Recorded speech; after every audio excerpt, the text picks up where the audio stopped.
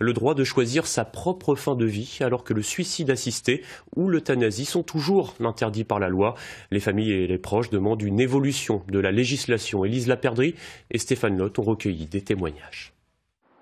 Une agonie de plusieurs jours, voilà le souvenir douloureux que Rémi Girard garde de la fin de vie de sa mère, souffrant de la maladie d'Alzheimer.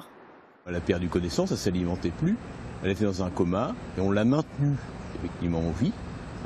On a demandé à ce médecin d'abréger les souffrances. Le médecin n'a pas voulu, en disant que de toute façon il y avait encore effectivement un espoir, alors qu'on savait qu'elle n'avait pas. Un sentiment d'impuissance et de colère contre une fin subie. On garde une image après assez négative, et je trouve que c'est pas très digne. Aujourd'hui militant avec sa femme au sein de l'association pour le droit à mourir dans la dignité, tous deux prônent la liberté individuelle de choisir. Quand on l'a décidé, quand effectivement notre vie est terminée, qu'on est malade et que de toute façon il n'y a plus de solution pour guérir, on doit pouvoir partir dans des bonnes conditions et dignement. C'est notre ultime liberté. Depuis février 2016, la loi Claes-Leonetti donne droit à une sédation profonde et continue, accompagnée d'un arrêt des traitements. Le médecin ne peut s'y opposer dès lors que le patient est atteint d'une affection grave et incurable, que son pronostic vital est engagé à court terme, ou encore qu'il présente une souffrance réfractaire au traitement.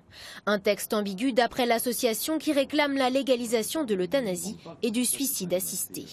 À l'étranger, on dit que la France elle a légalisé l'euthanasie active indirecte.